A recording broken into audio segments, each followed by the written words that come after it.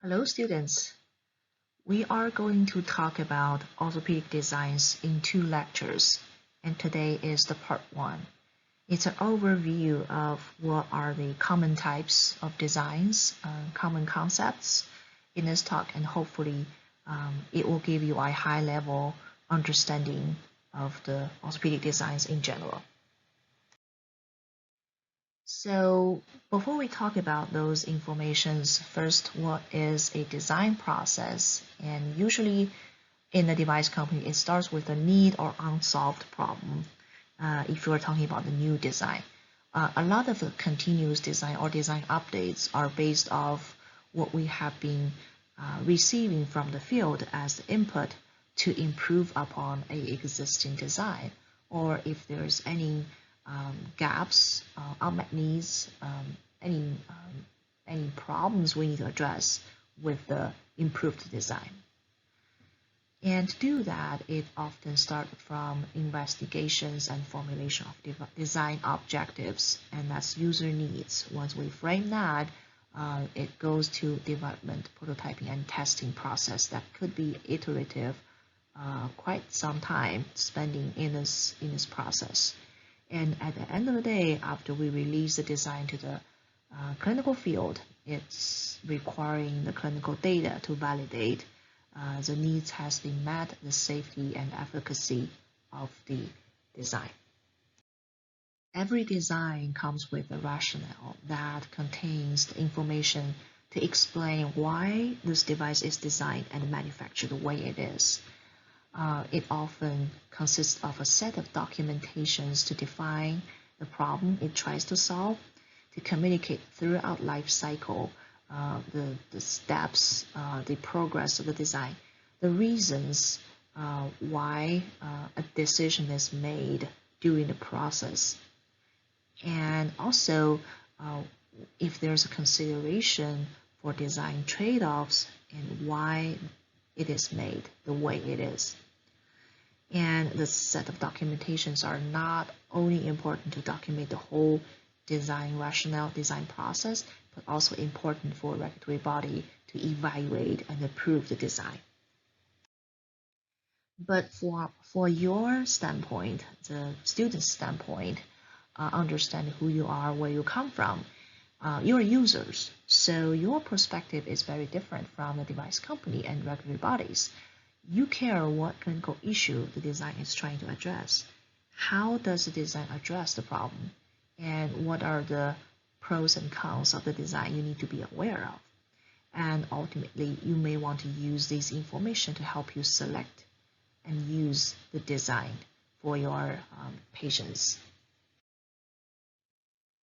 Well, all of the joint replacement designs shooting for the same goals: stability, normal motion, and longevity. You want the patients to receive design to be able to be stable, be able to restore to normal kinematics if possible, and also be able to have this design in their body for a long time and enjoy their life quality for a long time from the surgery. When we look at the implant designs, the current landscape, the designs are driven by disease stage to be managed, by patient's anatomy, by the functional needs of the patient, and also over the years as we collect more and more understanding and knowledge on biomechanics and biology, the designs also involve with it too. The basic concepts we want to learn from this lecture are in 4 categories. First, design approach. We're going to talk about different approaches, the school of thoughts when we approach how to design an implant system. Fixation type, cemented and cementless fixation. Bearing type, fixed bearing or mobile bearing. And anatomic restoration standpoint, anatomic design and standard design. First, we talk about design approach. Functional approach and anatomic approach. What are the differences? So functional approach basically focuses on recreating joint mechanics over anatomy. So it wants to ensure a certain pre-designed joint mechanics can be reproduced by the implants. It prioritizes function over anatomy, so sacrifice of soft tissues are often seen in this type of designs. However, because of that, the whole functions are reproduced by engineering, then it's more reproducible surgery in terms of functional outcomes. An anatomic approach wants to recreate normal knee anatomy and thus recreate normal joint kinematics. So that requires preservation of soft tissues and physiology. And also because of this, we're managing not only the bony structure, but also soft tissues in the surgery that could make the surgery difficult to perform. But for the trade-off that we are hoping for, in theory, a better kinematics. From the knee example functional approach standpoint, as we see, mechanical stability was emphasized by prioritizing function over preservation anatomy. So we see then and now older generation of implants, very, very first generations compared to what we have now. Look at the Freeman Swanson knee. Then it uses rolling trot concept to obtain stability. And the Gilpar hinge, it's a simple hinge design, very mechanical, very engineering-like. Both of them are not preserving the soft tissues. They're stripped off such that we can guarantee or ensure the engineering mechanism will play out. Nowadays, we have a much more sophisticated design. We have cam-post mechanism plus poly-insert congruency to maintain stability and drive knee motion, but also we're sacrificing the cruciate ligaments using a better, improved sound mechanical restoration of the functionality of the knee, but with the sacrifice of the cruciate ligaments. Well, this approach actually was predominant for implant designs throughout TK history, as we see PS knees are used widely across the globe as the main, most used design types. That's a functional approach design. An anatomic approach, basically the concept is to, if possible, to resurface the joint rather than replacing the joint. So it's focusing on replacing articulation surfaces rather than disrupting the soft tissue. So it wants to keep the soft tissue and cruciate ligaments. Then when we look at the polycentric knee by Gunson back in 1970, it really is just resurfacing the condyles. And in this case, it's really counting on the preserved soft tissues to drive the knee kinematics. Nowadays, we have bicruciate retaining knee. It's leaving both ACL and PCL ligaments in without balance. So we're not trying to balance or touch the soft tissues. And that's the most modern design. To do this, because we are counting on the soft tissue to drive the kinematics, that means we are not going to constrain the kinematics by providing high conformity between the femoral and tibia articulation surface. So in this kind of designs, you may see implant surfaces trying to be less constraining. That's why sometimes it causes failure, because if we purely rely on soft tissue and do not provide sufficient constraint, that could cause some of the failures, especially in the early anatomic designs. Nowadays, it's much better due to the more sophisticated design and more durable materials we use in the design. Well, if we look at the early history of the knee design, we can see both schools are presenting in a whole natural history of the evolution of the knee design. From the fixation types standpoint, we have cemented design, which are widely used. The cement provides very good initial fixation, so there's you're not supposed to be worried about the mobility after the surgery. Initial fixation is really strong by the cement. Of course, it's important to make sure your cement technique is good enough to establish that initial fixation. The longevity of the surgery will be impacted by the cement life. So once the cement fails, of course, the fixation of the device will be compromised, and then you may need revision by the time. There's one thing about cement, that if there is a wear of the cement that create the particles, that could create a third body wear that will be detrimental to the articulation surfaces and then impact the longevity of the surgery. On the other hand, cementless design has advantage. It relies on biological ingrowths to provide long-term fixation, so you will not have cement debris by wear. And ideally, if you have that fixation established, it will last forever. So it's really good for younger patients, as they are going to live longer and expect to have their device last longer. It's more bone stock preservation because you do not need to create a layer of cement, so you can take less bone out.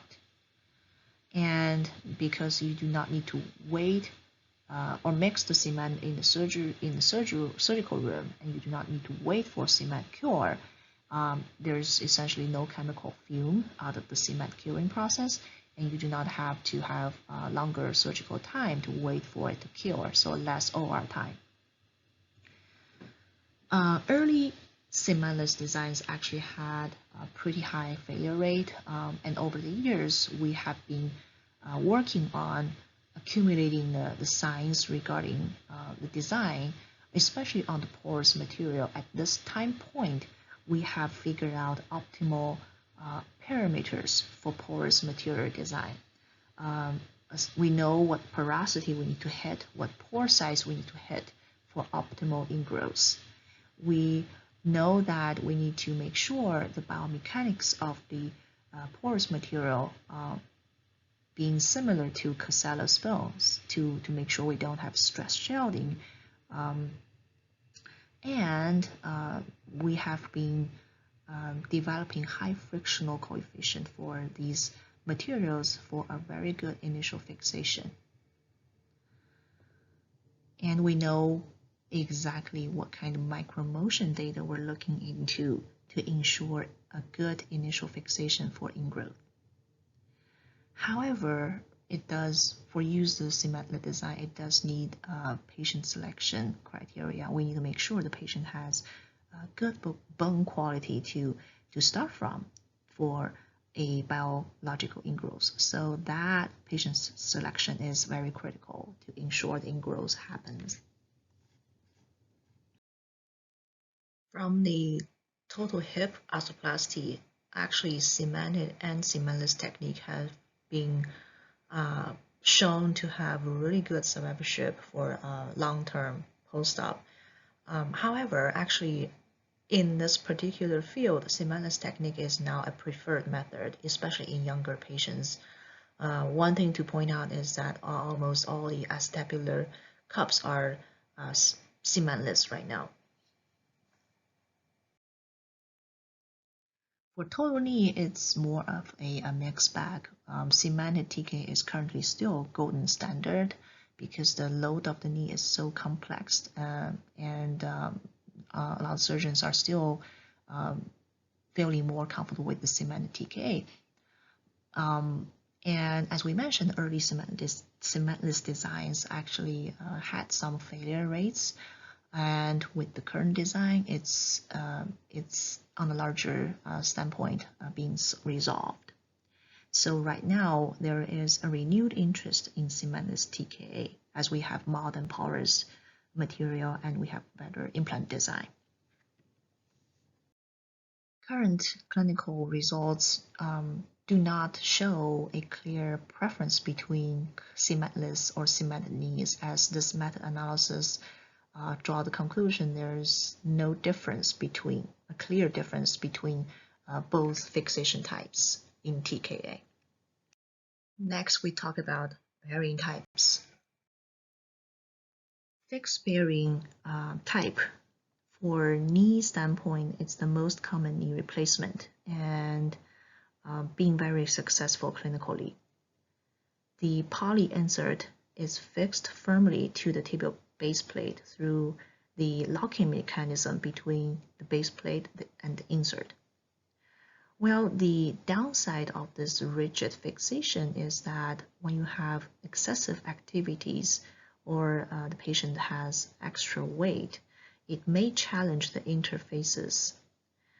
Then also there's a conflict between constraints and congruence in terms of once you have high contact stress due to the activity and extra weight, there's a potential failure for excessive wear, fracture, and loosening.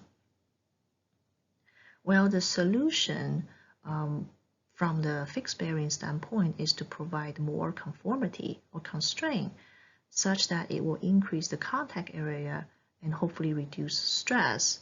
And in that standpoint, with more constraint, the motion of the knee may be compromised. To solve that, that's the where the mobile bearing comes from.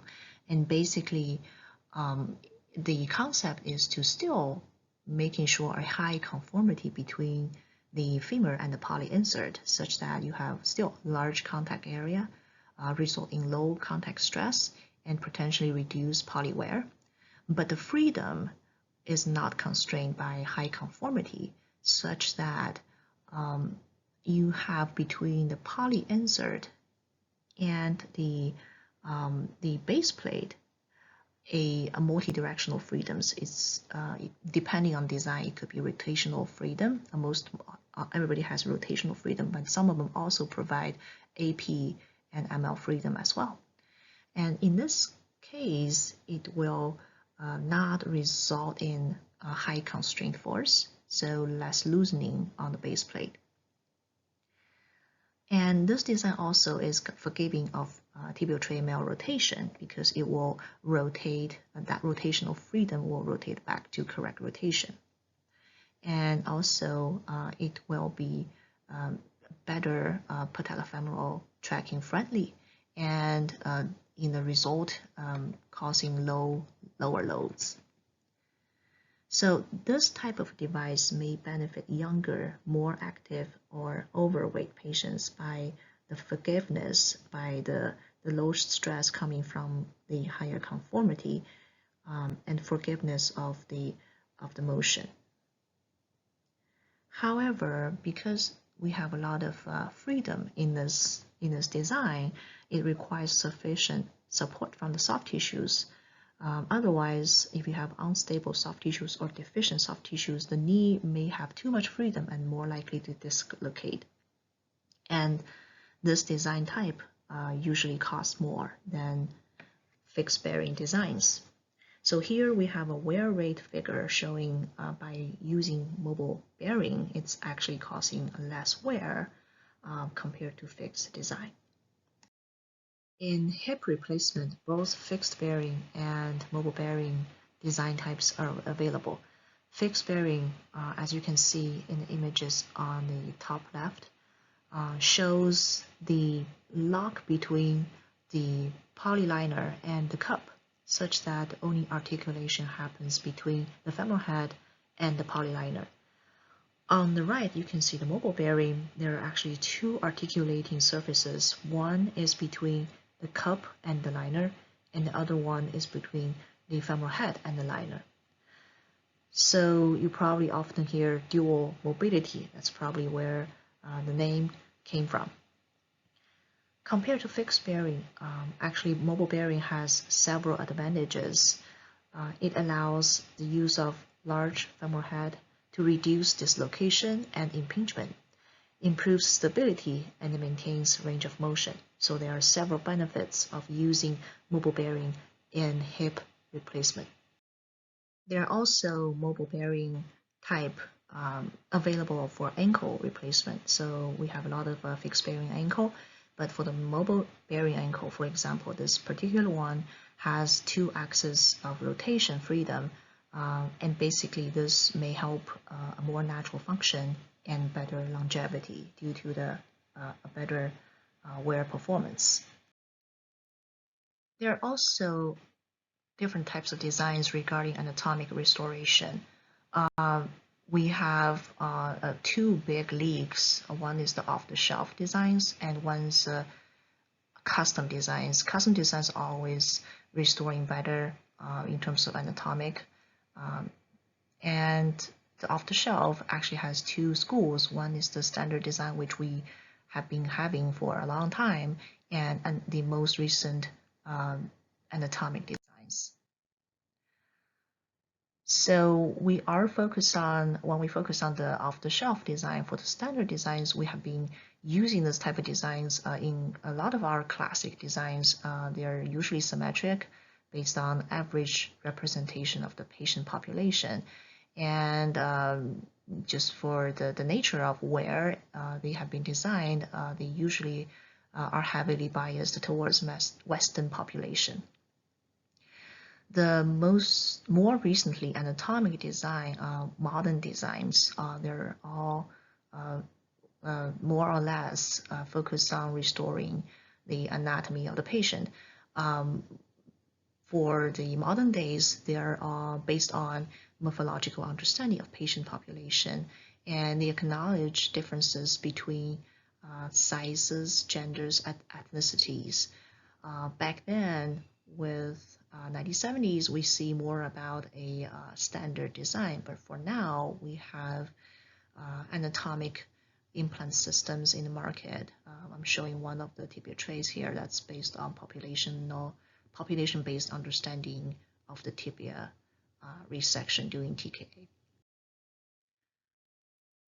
The custom designs, they are based on individual patient's anatomy, usually by either MRI or CT of a specific patient. It's optimized to restore patient-specific joint condition, and often, well, it's required to have some sort of a medical imaging process to acquire the anatomy for the patient. So that's an additional step, and it also has a lead time to produce the design to the medical images. Well, the designs are at the time, because the medical imaging of the patient anatomy also, it's already at the stage, the patient is already at the disease stage. So the anatomy is based on the diseased condition. It usually does not consider soft tissue balance. So the management of soft tissue is overlooked during the designing process. Also, one of the questions people are asking is restoring to native condition or the diseased condition the medical imaging is taking, is that the best solution if the patient already, if the morphology, abnormal morphology is actually the reason that caused to the disease condition? Is it the best choice to restore to exactly that same morphology? So that's one of the questions we do not have an answer to for now. So we have been talking about the 4 categories of basic concepts in orthopedic design. And as a summary, I would say for now, at this time in history, anatomic design is becoming the new standard. So companies are more looking into a better restoration of the patient's morphology. So that's becoming the current trend. But other than that, model implants with different concepts, they all produce good overall clinical results. We have been seeing under each category good clinical performance reported in the literatures, multiple literatures over the years, long-term, short-term, and mid-term.